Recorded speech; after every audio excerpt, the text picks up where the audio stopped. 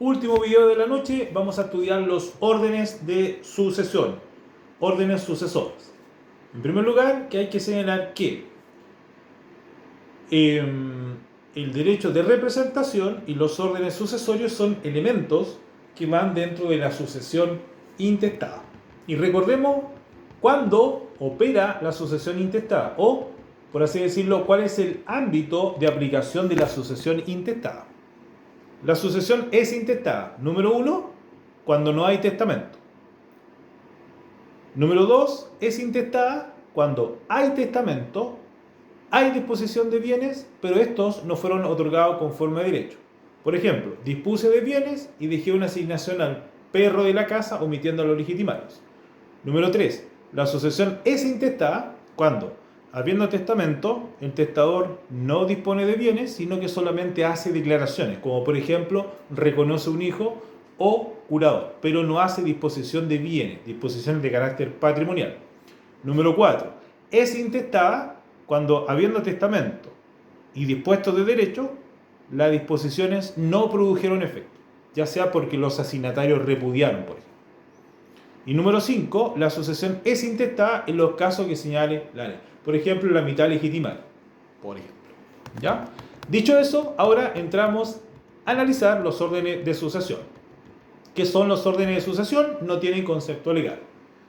Tenemos que señalar que los órdenes sucesorios son el conjunto de personas llamadas por ley a suceder al causante. Los órdenes de sucesión son un conjunto de personas llamadas por ley a suceder al causante y que excluyen a otro grupo de personas que a su vez pueden ser excluidos. Los órdenes sucesorios son el conjunto de personas llamadas por ley a suceder al causante y que excluyen a otro grupo de personas que a su vez pueden ser excluidos. Características. Número 1. Características de los órdenes. Número 1. Se aplica a la sucesión intestada. Número 2. Los órdenes de sucesión son excluyentes. ¿Qué significa esto? Que no se pueden aplicar al mismo tiempo más de un orden de sucesorio. Más de un orden, mentira. Solamente se aplica uno en la medida que quepa. Si cabe un orden, lo demás no cabe. Número 3, tercera característica de los órdenes, es que se va a aplicar la regla del grado. O sea, el grado más próximo excluye a los más lejanos. Por ejemplo, si concurre el hermano, segundo grado, y el primo, el cuarto grado se excluye, por ejemplo. Cuarta característica, se pasa de un orden de sucesión a otro cuando falten los asignatarios esenciales para estar en un determinado orden. Número 5, para dividir la herencia no importa la edad, tampoco la diferencia de sexo ni la primogenitura. Y 6, para repartir la herencia no tiene importancia el origen de los bienes. 7, para los órdenes de sucesión opera el principio de igualdad. Es decir, todas las personas que están en una misma situación jurídica van a heredar por igual. Ahora, vamos con el primer orden sucesorio. ¿Quiénes concurren en el primer orden sucesorio? En el primer orden sucesorio corresponden, o concurren, concurren los hijos personalmente o representados por su descendencia. En el primer orden, entonces, concurren los hijos personalmente representados por su descendencia. Los hijos personalmente representados son el cabeza de orden. Concurren, además, en el primer orden, el cónyuge sobreviviente y número 3, el conviviente civil. ¿Ya? Entonces, se va a aplicar este orden cuando hayan hijos. Si no están los hijos, que son los cabezas de orden, pasamos al segundo orden. ¿Cómo se reparte la herencia en el primer orden? Y aquí vamos a ir distinguiendo. Letra A. Concurren solo hijos. ¿Qué pasa si concurren solo hijos?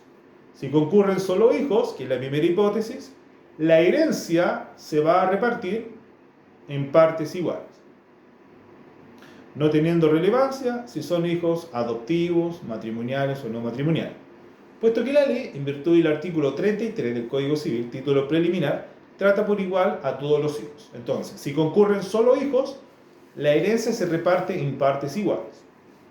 Número 2. Concurre un hijo, cónyuge o conviviente civil sobreviniente. ¿Cómo se va a repartir acá? La herencia se va a dividir en mitades, o sea, mitad para el hijo y mitad para el cónyuge o conviviente civil. Eso en el caso que concurre, bien digo, un hijo y cónyuge o un hijo y conviviente. Número 3, concurren 2 o más hijos, o sea, pongámosle de 2 a 6 hijos más cónyuge o conviviente civil. ¿Cómo repartimos la herencia acá en este tercer caso? En que la herencia se va a repartir en que el cónyuge o conviviente civil le va a tocar el doble de lo que le corresponde a cada hijo. O sea, en el fondo, cuando hay 2 a 6 hijos, cónyuge y conviviente civil, la cónyuge o el conviviente vale por 2 y el hijo vale por 1.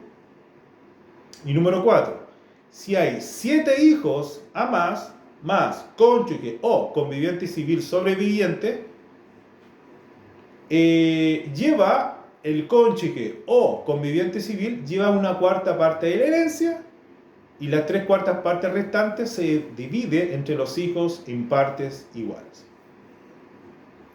Ahora, todos los que concurren en este primer orden son legitimarios. Y como pasamos del primer orden al segundo orden, vamos a pasar solamente en el caso de que no hayan hijos, porque recordemos que los hijos son el cabeza de orden. Si no hay hijos, pasamos al segundo orden sucesorio. ¿Quiénes componen el segundo orden sucesorio? Lo componen el cónyuge sobreviviente, número 1. 2, el conviviente civil sobreviviente. Y 3, los ascendientes de grado más próximo. ¿Quiénes son los ascendientes de grado más próximo? Ejemplo, el padre, abuelo, bisabuelo.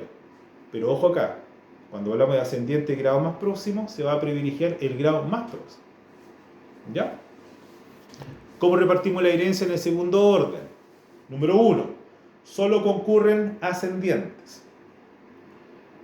La herencia, cuando concurren ascendientes, se va a dividir en ascendiente de grado más próximo, por ejemplo, en partes iguales.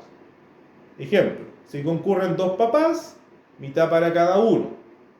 Si concurren 4 abuelos, un cuarto para cada uno.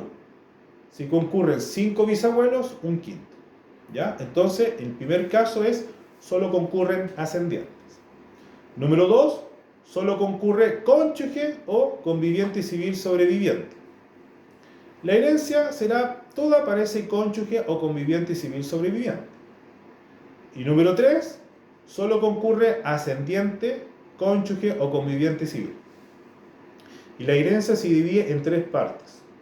2/3 son para el cónyuge o conviviente civil y 1/3 restante que se divide entre los ascendientes de grado más próximo.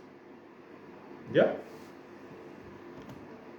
Tercer orden sucesorio.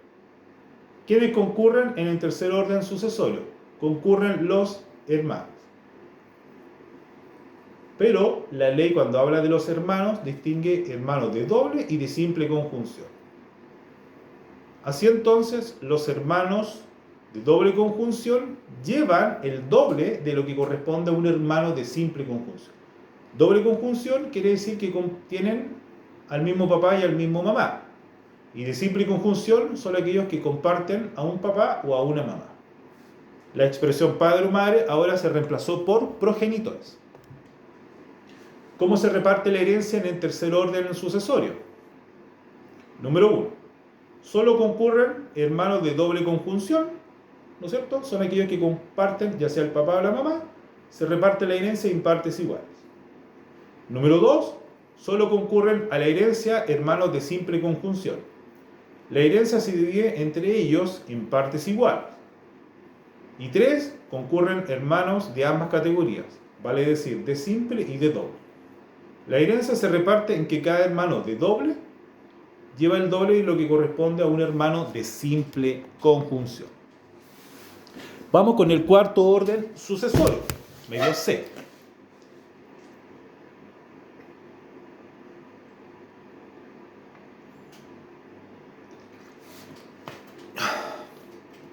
Cuarto orden sucesorio.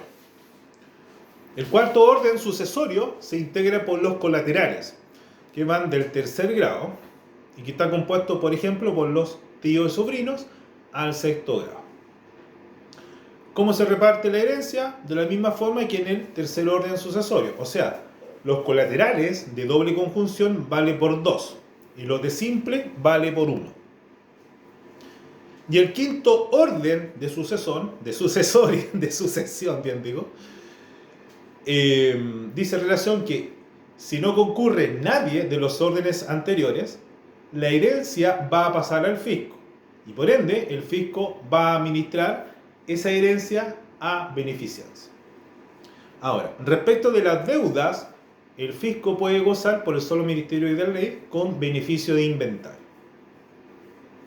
Eso es respecto a los órdenes sucesorios. Y en este punto también se pregunta también el derecho de representación. Vamos a repasar el derecho de representación. Habíamos dicho que la representación está en el artículo 984 y el código dice que la representación es una ficción legal en la que se supone que una persona tiene el lugar y por consiguiente el grado de parentesco y los derechos hereditarios que tendría el padre o madre si ésta no hubiese podido suceder. ¿Ya? En este derecho lo que hace el legislador es resolver cuando un asignatario falta. ¿Por qué? Porque un asignatario repudia. Entonces, ¿cómo se resuelve con la representación? Y dice en relación que el lugar del asignatario que falta, ya sea porque repudia, lo van a ocupar los hijos. Ahora, en cuanto a los intervinientes, tenemos que hay un primer causante, un representado, que es el heredero, bien digo, que falta, y el representante, que es el que va a ocupar el lugar jurídico del representado. En cuanto a los requisitos de la representación, tenemos que señalar lo siguiente. Número 1, la representación solo concurre en la sucesión intestada. Número 2, debe faltar el representado. ¿Por qué? Porque repudió, por ser indignos o por ser desheredado. Y número 3, que el representado debe ser hijo o hermano del primer causante.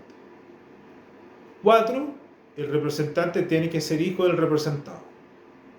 Y 5, el representante debe ser digno y capaz de suceder al primer causante. Y con esto terminamos la sucesión intestada.